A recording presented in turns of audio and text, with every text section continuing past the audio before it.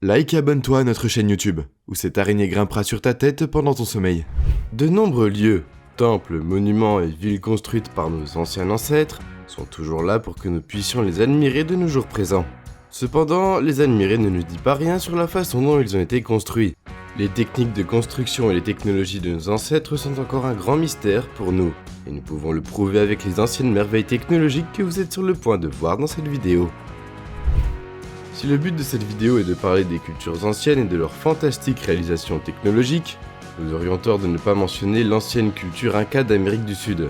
Comment se fait-il qu'ils aient été capables de couper un aqueduc carré dans une roche volcanique à une altitude de 1000 pieds au-dessus du niveau de la mer, il y a 3000 ans et demi à Chamizo au Pérou? Il pourrait même être le cas que c'est le travail d'une civilisation avancée, qui est venue avant les Incas. Mais ils n'ont laissé aucune trace d'eux-mêmes dans la région pour nous aider à les identifier. Même le nom du site, qui est Cumbay Mayo, signifie simplement rivière mince. Et il ne nous donne aucun indice sur ce qui a créé la plus ancienne structure construite par l'homme de toute l'Amérique du Sud. Les canaux aqueducs taillés avec précision, l'eau de la fonte des neiges jusqu'en bas, de la montagne vers les villes des vallées sèches en contrebas, c'est un travail d'ingéniosité et cela nous fait nous demander si les moines de pierre, qui sont des piliers volcaniques de 18 mètres de haut, prétendument naturels, ces piliers volcaniques au-dessus de l'aqueduc sont vraiment d'origine naturelle. Après tout, il y a beaucoup de contes de fées et de légendes en Azerbaïdjan sur l'origine de la nature réelle de la tour de la jeune fille de Bakou. C'est une honte qu'aucun d'entre eux ne semble nous rapprocher de la vérité derrière l'existence du bâtiment. Bakou est une ancienne ville fortifiée et la Maiden Tower est la plus ancienne structure de la ville. Elle est si vieille que personne ne peut rien dire avec certitude quand il a été construit ou comment il a été appelé par les personnes qui l'ont construit. Les suppositions les plus éclairées disent qu'il s'agit d'une construction du XIIe siècle, mais il y a une différence significative entre les pierres qui composent les 3 premiers étages de l'édifice et ceux qui constituent le reste. Ces 3 niveaux inférieurs sont plus susceptibles d'avoir 2500 ans, et peut-être même plus que ça. Cela rendrait la tour plus ancienne que l'islam, ce qui signifie que c'est un bâtiment religieux. Il est plus probable qu'il ait été construit par des Zoroastriens. Il pourrait également s'agir d'un observatoire. Les saillies de pierre qui dépassent de la tour correspondent au niveau supérieur et inférieur du cycle lunaire. Le nom de la tour des jeunes filles vient d'une légende sur la fille d'un roi sautant vers sa mort, du haut de la tour pour éviter un mariage arrangé. Mais il n'y a aucune preuve historique pour le confirmer. Il y a plusieurs noms pour notre prochain site, ils sont plus communément appelés comme les sculptures rupestres de l'Abbé Fowler. Mais vous avez pu aussi les entendre appeler les rochers sculptés de Roteno, ou les rochers sculptés. Vous les trouverez sur la côte de Bretagne à Saint-Malo en France. Abbé Fowler, qui vivait au 19e siècle, mais il a subi une grave attaque à l'âge de 30 ans, le privant de l'usage d'un côté de son corps et le laissant sourd et muet. Il est devenu ermite et a vécu parmi les falaises de Rotenov, utilisant le seul côté valide de son corps pour sculpter des formes bizarres dans les rochers. Il a commencé en 1870 et a continué pendant plus de 25 ans. On pense qu'il a également créé une galerie souterraine de personnages en bois. Elles ont été presque entièrement détruites par un incendie en 1944. Il y a plus de 300 sculptures uniques en pierre sur le site, dont beaucoup sont dites qu'elles ont été inspirées par le folklore. Les histoires d'une famille de pirates appelés les Rotenov, qui ont donné leur nom à la région. Des pêcheurs et contrebandiers des 15 et 16e siècles. On dit qu'ils avaient une vue surhumaine qui leur permettait de voir à travers la mer sur des kilomètres. Les contes sont fantaisistes, mais les sculptures sont fantastiques. Surtout quand vous avez gardé à l'esprit qu'elles ont été créées par un manchot.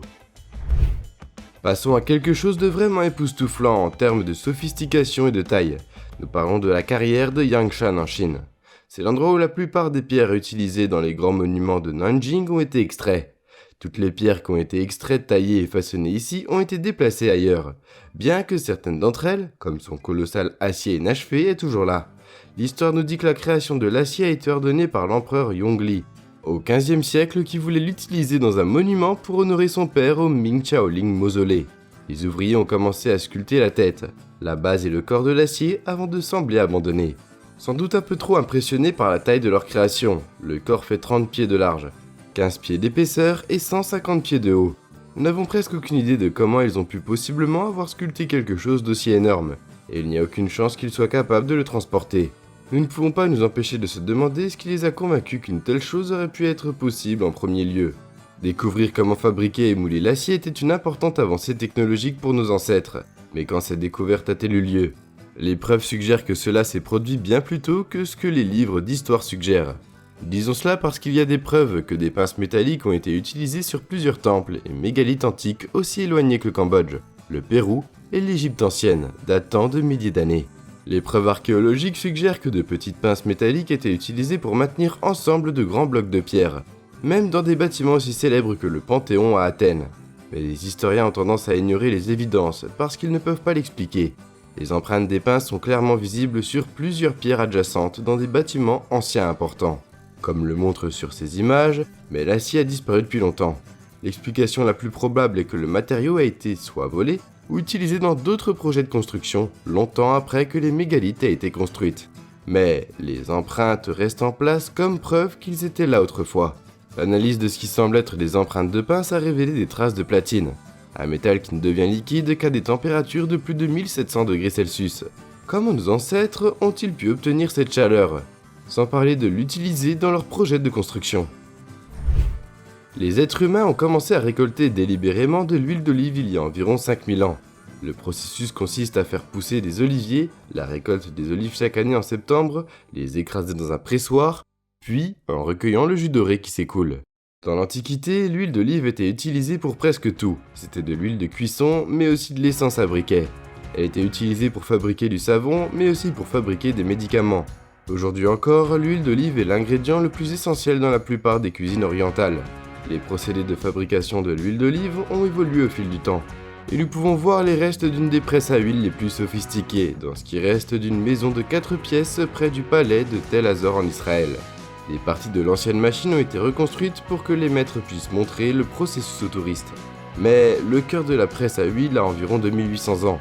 Il s'agit d'une presse à levier d'une sorte qui restera en usage courant pendant les 8 siècles suivants. Des poids en pierre poussent le levier vers le bas exerçant une force sur une pierre plate, qui écrase un panier rempli d'olives. Cela peut sembler primitif, mais c'était efficace. Il y a beaucoup de suppositions scientifiques impliquées dans la datation du Gopashal Rock Cut Chain Monument, à Madhya Pradesh en Inde. Les sculptures, qui sont parfois aussi connues sous le nom de monument de Gopashal Parvat Jaina, pourraient avoir été créées dès le début du 7e siècle, ou bien elles pourraient avoir été sculptées aussi récemment que le 15e siècle. Le fait que les scientifiques ne puissent pas être plus précis que cela est un signe de combien nous en savons peu sur ces magnifiques décorations, qui apparaissent sur les murs du fort du Gwalior. Les experts nous disent que la majorité des sculptures représentaient des tirthankaras, et sa pose traditionnelle assise en Padmasana, bien qu'il y en ait d'autres qui le montrent dans une posture debout connue sous le nom de Kayotsarga. Toutes les sculptures sont nues, ce qui est la norme dans l'iconographie jaine. Les sanctuaires rupestres jains existent ailleurs en Inde, mais aucun avec autant de statues monumentales que ce site. C'est presque si les Jains avaient essayé de transformer la falaise entière en un énorme sanctuaire. L'histoire rapporte que l'empereur mongol Babar a ordonné que les statues soient mutilées en 1527. Mais la communauté Jain a fini par les restaurer en ajoutant de nouvelles têtes. Notre prochaine curiosité antique est aussi connue par plus d'un nom. La plupart des gens l'appellent la tombe d'Absalom. Et il est aussi parfois appelé le pilier d'Absalom. Quel que soit le nom que vous préférez lui donner, vous le trouverez dans la vallée du Kidron, de Jérusalem. Le mystère entoure les origines de cette tombe monumentale taillée dans la roche, qui est remarquable à cause de son toit conique. L'association avec Absalom, fils du roi David, vient d'une tradition ancienne. Les archéologues et scientifiques modernes disent qu'une telle association n'est pas possible. On dit qu'Absalom a vécu et est mort il y a environ 3000 ans, alors que le tombeau ne peut pas avoir été construit plus tôt que le 1er siècle. Aussi, seulement la moitié inférieure du monument est une tombe, la moitié supérieure est un épèche, une sorte de monument funéraire et commémore probablement les personnes enterrées dans les grottes adjacentes, ainsi que ceux qui ont été enterrés dans sa partie inférieure. La chambre funéraire contient en fait 3 sites funéraires, mais nous ne savons pas vraiment qui a été enterré. Le pilier d'Absalom a clairement été construit pour des personnes de grande importance, mais nous ne saurons peut-être jamais qui étaient ces personnes. Nous sommes déjà allés en France une fois dans cette vidéo, et nous allons y retourner maintenant pour vous montrer une incroyable église souterraine. Construire une église sous terre est bien plus difficile que d'en construire une au-dessus du sol, pour des raisons évidentes. Mais peut-être les anciens bâtisseurs ont vu le travail sur un tel projet comme l'ultime démonstration de leur foi. Quelles que soient les raisons, leur travail a conduit à la création de l'église souterraine, de Saint-Jean qui se trouve à bâtir Cerdona. C'est la plus grande église souterraine de toute l'Europe. Les scientifiques et les archéologues nous disent que l'église entière a été taillée à la main, dans une solide colline rocheuse au cours du XIIe siècle. Le style de l'église est un peu rustique, qui est compréhensible étant donné les méthodes utilisées pour la créer. Mais l'échelle est impressionnante. Sa salle principale contient 2 énormes colonnes soutenant un plafond de 60 pieds de haut, et un escalier sculpté à la main, qui permet aux visiteurs d'escalader tout le mur et d'avoir une vue imprenable sur le site d'en haut. Les experts pensent que l'église a été construite à l'origine comme une cachette semi-secrète d'importants artefacts religieux. Le reliquaire romain dans la plus grande salle latérale, la plus grande serait une relique de la première croisade, et les 80 sarcophages de l'autre salle latérale sont censés contenir les restes de saints et de martyrs. Ces 2 affirmations sont impossibles à prouver. Il n'y a pas de réponse correcte à la question quelle est la couleur de la coupe de Lycurgue. Elle peut être d'une ou 2 couleurs selon la direction dans laquelle vous la regardez, et de la façon dont elle est éclairée au moment où vous la regardez. Cette curiosité vieille de 1600 ans a intrigué tous ceux qui l'ont vue depuis des siècles. La tasse a été fabriquée en utilisant du verre dichroïque, qui peut refléter des particules de lumière de différentes manières. Si une lumière est montrée de derrière le verre, elle apparaîtra verte, mais si la lumière est montrée directement devant, la couleur devient rouge. Il est presque certain que la personne qui l'a fabriquée comprenait les principes du verre qu'elle utilisait, même s'il ne savait pas pourquoi elle se comportait de la manière dont il s'est comporté. Les archéologues n'ont jamais rien trouvé comme elle, ce qui n'est peut-être pas une surprise étant donné la délicatesse de la tasse. Donc nous ne pouvons pas exclure la possibilité qu'un seul artisan romain antique ait compris le potentiel du verre, et comment faire de belles choses à partir de ce verre. Quand ils sont morts, le secret de la fabrication des objets comme celui-ci est allé dans la tombe avec eux. Vu d'en haut, cette incroyable invention dans l'armement de l'Iran ne ressemble à rien de plus significatif qu'une série de troupes lissées dans le sol. C'est trompeur. Il s'agit en fait d'une énorme structure interconnectée, connue sous le nom de Kiaris. C'est un ancien miracle d'ingénierie hydraulique. C'est l'un des plus grands exemples survivants d'un système d'irrigation connu comme un connaît, une forme de technologie de transport de l'eau, qui est encore utilisée dans certaines parties du monde aujourd'hui.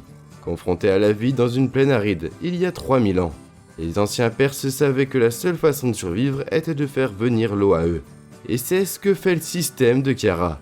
Il est composé de tunnels souterrains qui courent sur des kilomètres reliant les puits aux réservoirs souterrains. Les trous visibles d'en haut fournissent la ventilation des tunnels et aussi l'accès pour la collecte de l'eau. La construction d'un seul réseau de taille moyenne prendrait de nombreuses années car tout le travail était fait avec des pioches et des pelles. Construire quelque chose de la taille de Kérès a dû prendre des décennies. Nous avons examiné quelques mystères au cours de cette vidéo. Notre dernière pièce de technologie mystérieuse est beaucoup plus petite, mais ne mérite pas moins d'être l'inclusion. Si vous n'y jetez qu'un bref coup d'œil, on pourrait supposer que cette sculpture vieille de 2200 ans n'est qu'une des nombreuses sculptures égyptiennes d'oiseaux. Regardez de plus près et vous verrez qu'à part les yeux et le bec, elle a beaucoup plus en commun avec un avion moderne qu'avec n'importe quel oiseau que nous avons déjà vu. Les ailes sont fines, droites, effilées et dépourvues de plumes. La queue est également carrée. Si cela ressemblait à un avion, on pourrait considérer ces choses comme coïncidences. Mais la sculpture est aussi aérodynamiquement parfaite. Une équipe de recherche a fait une version parfaitement à l'échelle de la sculpture dans les années 1970 et a démontré qu'elle était capable de voler et de planer. S'agit-il d'un artefact déplacé ou d'un fabricant de jouets égyptien qui a fait à son enfant un jouet volant sans se rendre compte qu'il avait inventé un modèle réduit d'avion plus de 2000 ans avant la date prévue? Et nous voilà déjà à la fin de la vidéo. En s'abonnant à Slash Queen, tu deviens automatiquement un ninja. J'espère que la vidéo t'a plu et on se dit à la prochaine pour une toute nouvelle vidéo.